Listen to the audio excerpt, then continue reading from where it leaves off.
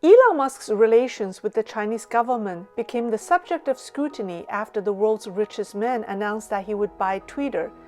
People such as Amazon's Jeff Bezos wondered if Tesla's business in China would cause conflicts of interest should Musk confront the Chinese government over matters of principles, including freedom of speech.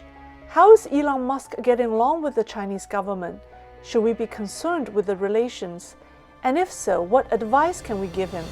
Hello everyone, I'm Lei. Welcome to my show. Elon Musk and the Chinese government are in a love-hate relationship.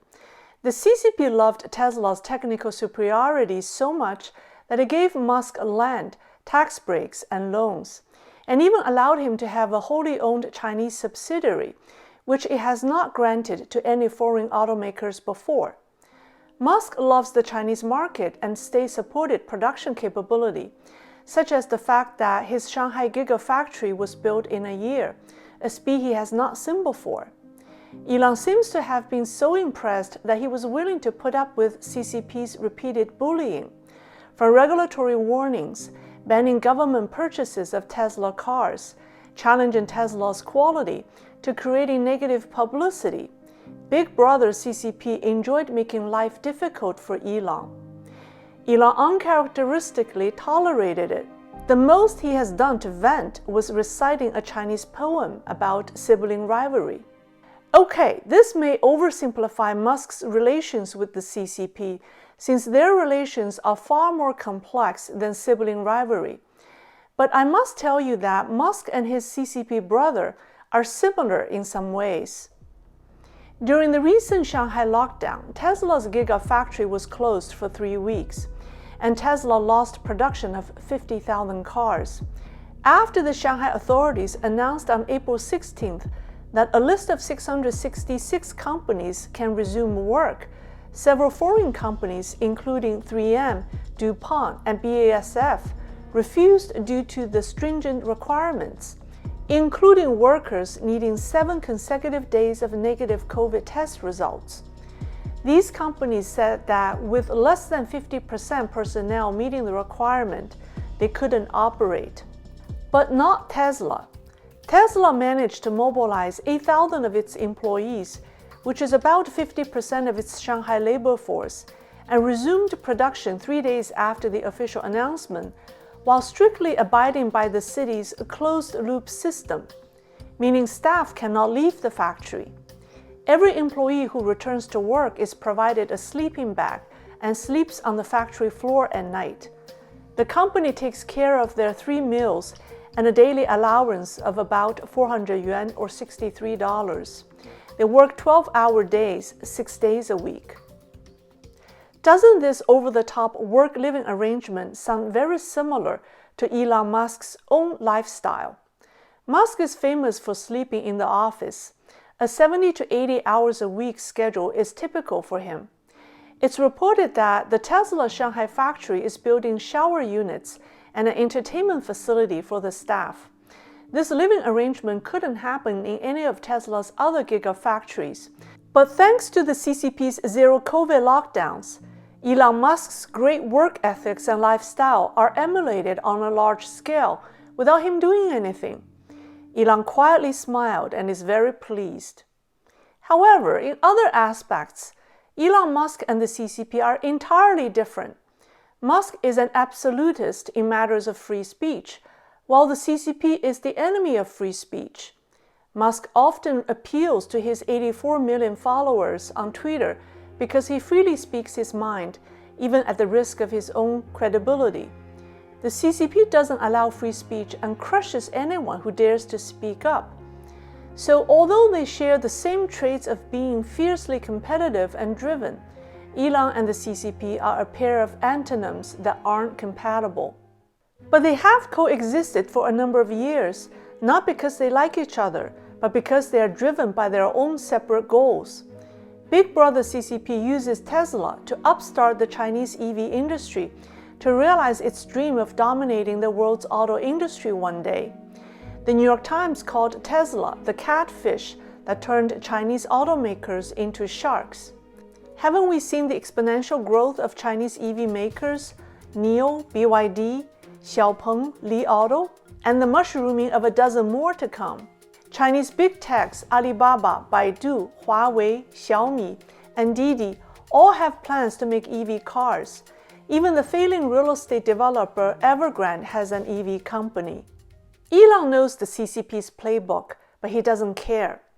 Elon Musk is Elon Musk. His goal is efficiency and growth. Like most high achievers, he believes he can outsmart his competition. But Elon has adapted to being strategic. On July 1st, 2021, the CCP's centennial anniversary, Elon praised China's economic prosperity and called it amazing. Last September, Musk called Chinese automakers the most competitive in the world. Does he really mean it? I don't think so. He learned to deal with the CCP the same way the CCP deals with the world. He knows that the state resources devoted to these automakers and the unfair CCP policies have helped his Chinese competitors stay in the game. Deep in his heart, Elon Musk doesn't think of the Chinese EV makers as worthy opponents. He thinks he will win the competition hands down. Last September, Musk announced that he would increase investment in China and expand the Shanghai factory. The CCP recently needed some good publicity to save its tarnished image in the West, and they turned to Elon Musk for help. On March 4th, Qin Gang, the Chinese ambassador to the United States, said that he visited Tesla's factory in California and had an inspiring conversation with Musk. The two test drove Tesla's latest flagship sedan, the Model S Plaid. This is where the concern comes in. How will Musk defend freedom of speech on Twitter if he's so heavily involved with the CCP? Facing a failing economy, worsening international relations, and growing domestic unrest, the CCP doesn't see Twitter as important as before. What frightens the CCP isn't freedom of speech on Twitter, which isn't accessible from China, but the call for freedom of speech within China. The CCP worries about Musk's Starlink. The U.S. government delivered 5,000 Starlink dishes to Ukraine to bolster internet access during the war. If Chinese people smuggled Starlink dishes into China, the CCP's firewall will be finished. And yes, the pizza box-sized dish will be smuggled into China on a large scale because there's a demand. If the Chinese people can access the internet freely and obtain truthful information, that's the end of the communist regime. Therefore, Elon Musk's biggest threat to the CCP is his Starlink internet. They both know it. That's why the CCP doesn't want to make life too difficult for Musk right now, and Musk isn't afraid to increase his investment in China. Interestingly, Jeff Bezos took a jab at Elon Musk for his relations with China. But Bezos is not innocent either. Last December, the media reported Amazon's compliance with the Chinese government over negative reviews of Xi Jinping's book on Amazon. Anything under 5 stars is perceived as negative by the CCP. Currently, 60% of Amazon's third-party sellers are based in China, according to econcrew.com. The Chinese government loves Amazon since cross-border e-commerce augments China's much-needed exports. Amazon loves China for its low-priced products. There is no question that good relations with China means business for Jeff Bezos. But wait, he also owns the Washington Post. By Jeff's own logic, should we question the Post's journalistic integrity regarding its China coverage? My advice to Elon Musk is this. The CCP isn't smart at all. You can absolutely outsmart them. Your competition with the CCP is not about intelligence. It's an ugly game about who can play dirtier and who is more deceptive. Most people will lose this game because they cannot go as low as the CCP. You can only win this game by sticking to your principles because your opponent has none and doesn't want you to have any. The CCP's tactic is always to set the rules. If they can't, they will change the rules. If you follow their rules, you will fail. Any competition with the CCP is a fight over principles and integrity. Goodness will help you win. Please remember that. Also, the Shanghai factory makes half of Tesla's total number of cars, but contributes only a quarter of the company's revenues. That means your Chinese business isn't very profitable. The CCP wants you to create jobs for them, but don't let you make the money you should be making. In the event that the CCP invades Taiwan and the West imposes sanctions against it, the CCP will likely, in retaliation, confiscate Western assets. The Shanghai Gigafactory will not be Tesla's anymore. Is it worth the risk? I started a community poll to get your input on how Elon Musk should handle his China strategy. With the brain power of this community, I'm sure we can make a difference, and I hope Elon will be listening.